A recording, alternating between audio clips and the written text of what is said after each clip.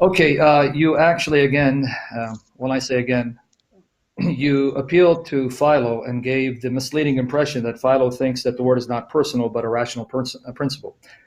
Cite to me anywhere from Philo where he denies the personhood of the Logos. Give me one citation where, for Philo, the Logos is not a divine person distinct from theos, because you even misapplied Philo's point of the lack of the definite article before theos and impose that on John 1:1, which we'll get to in a minute. But I want you, because I have Philo in front of me, I want you to cite where Philo says that word, the logos, the deuteron theon, is not a divine person distinct from God. Quote him denying the personhood of the logos. I mean, I'd have to refer you to his whole book, of No, you works. don't I have to. mean, You can quote and show me. No. If you studied Philo, you have the book. That means you have no excuse. You studied it. That means you studied in context, unless you're just gold mining, taking snippets out of context. Show me in the context of Philo's writing. It should be easy. You found a statement where he's called Deuteron Theon. Show me where Philo yeah, says. I actually gave that in my opening statement. I gave that in Repeat my it. opening statement. That's what Repeat it. I described. I gave a direct quotation from Philo about Give where he what the says it's not Logos was and personal. how he says that the Logos, in the quote I gave you about the article, he says that what is called God through a catachresis or an intentional abuse of language is his most ancient word. That's what the Logos is. You're I had to refer filibustering to here. you to Yeah. his entire Andrew, work and to see that. Andrew, and because our time is fleeting, you're filibustering. I didn't ask you to show me where Philo calls him God without the definite article, because that refutes you. You don't call a rational principle and impersonal force a second God, unless you believe your ideas are also different human beings distinct from you. Show me where Philo says the Logos is not a person, because what you cited actually assumes he is a person distinct from God, subordinate to God. I'm waiting for the reference. If you don't have it, just say you don't have it, so I can move on to my next question. Yeah, I don't have it in front of me that's right good. now.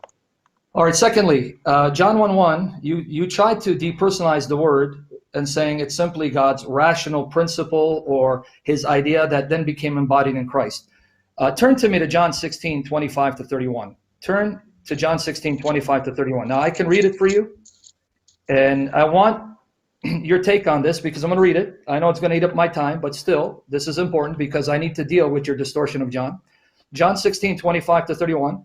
I have told you these things in Proverbs, but the time is coming when I will no longer speak to you in Proverbs, for I'll speak to you plainly about the Father. So he's going to speak plain, not metaphor, not hyperbole, not layers of spiritual meanings, which you tried to impose on John. This is now plain language that even my 7-year-old can understand. And that day you'll ask in my name, and I'm not saying to you that I shall ask the Father on your behalf, for the Father himself loves you, because you have loved me and have believed that I came from God, I came from the Father and have come into the world.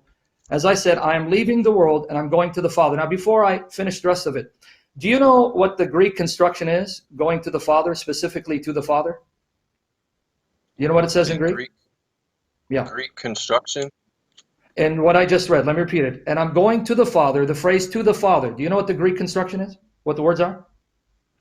I mean, if you don't, just let me know so I can read, because at my time, I don't want to get my time. Yeah, go ahead. Okay. Proston patera. Remember the word proston patera.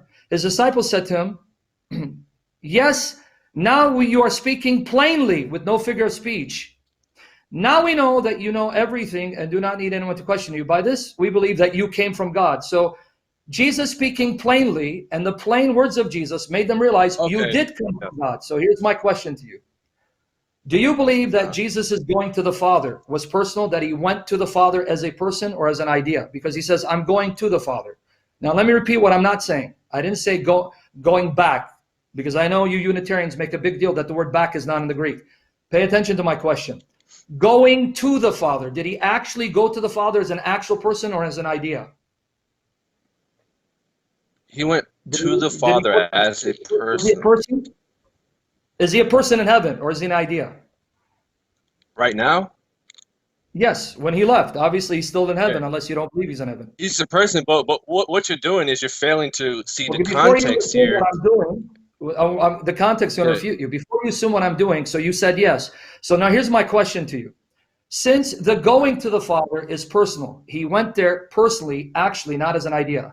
Why then do you allegorize this first part of the sentence? Because he says, I came from the Father into the world. I'm leaving the world and going to the Father. If the leaving the world, going to the Father is an actual person that's doing it, what consistent exegetical contextual reason do you have then to depersonalize the first half of the statement, especially when he uses the same preposition pros in John 1:1, which I will get to. So now show me your consistency.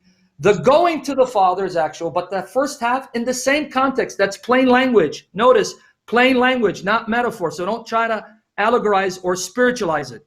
He's speaking plainly. I came from the Father into the world. I'm leaving the world, going to the Father. All right. You want me to answer? I got your Yes, question. please. I'll try to answer now. Okay, please answer it to the point. No tap dancing, please. Okay, I'm not tap dancing, but here's the thing. I'm not saying you will. In case. The hour is okay. I can, like, if you're gonna let me respond, I can respond. Okay. The hour is coming when I will no longer speak to you in figures. What you're saying is that one verse later, now all of a sudden that's the time he was talking about. No, and he's still speaking in figurative language now. His disciples say in verse 29. Yes, if you're gonna let me respond, let me respond. You keep talking over me. It's not gonna work like that. That's not how conversations work. Hey, Sam, let him respond. Sam, let him respond. No, Mark, I'm just hoping that he doesn't ignore that. Peter, you are speaking. Okay, just let me talk, and we'll figure it all out. We'll hash it out. All right. We can have a separate conversation at length. No, go ahead. Figure it out. Then you'll repent. All right. So he says in verse 29, his disciples say, "Yes, now you are speaking plainly." What Jesus tells them after that is that you don't even know, you still don't understand what I'm saying, because he says, oh, now do you believe? I'm telling you, the hour is coming, indeed has it come, when you will be scattered, each to his own, and you will leave me alone. They still don't understand what he's saying, because Jesus says the hour is coming when I will tell you clearly. But at the time present, in that context, in that narrative, he's still speaking in figurative language. Jesus coming from the Father is not to be taken literally, but him ascending to the Father is to be taken literally. Okay, so thank you for just showing your inconsistency. Let me respond, and you can answer. Number one, no. Do you now believe means you finally got it now? I don't know how you're explaining Jesus's words away. I hope you don't do it with the rest of the scriptures. But I want everyone to hear what you just said. The going there, no, he says, do you believe now? Can you read the Greek for me and tell me what the Greek is? What does the Greek mean? I can read English. I can read English. In the English, you have to understand what he's saying. You can read it in any language you want, but if you don't understand what he's saying, it's irrelevant what the language is. What he's saying is that, now you believe, but he proceeds to tell them why they don't really believe. You finally got it, guys. But still, you just refuted yourself. You just said the going there is actual, but the first part's allegorical. Why then do you assume the going is actual? Because after all, according to you, he's still not speaking plainly. So how do you know his words are plain, that he is returning or going there as a person? What makes you think that is plain, but the first part is figurative? Because I've read the whole book. I don't isolate target text and try to magnify those to try to make a point. I've read the whole book and I understand the book as a whole. So I understand this context, and I move, like I said in my opening statement, I move through all the different contexts to understand what's being said. So that's how I can say that, because I understand the book as a whole. I'm not isolating a target text and trying to exploit it to make a point. Well, you are, because let's go back to John 1, see if you understood it. Now, when it says, and the Word was with God, do you know what the preposition is there with? Yes, pros. Okay. Did you hear when I quoted John 16, Jesus said he's going to the Father, pros ton patera?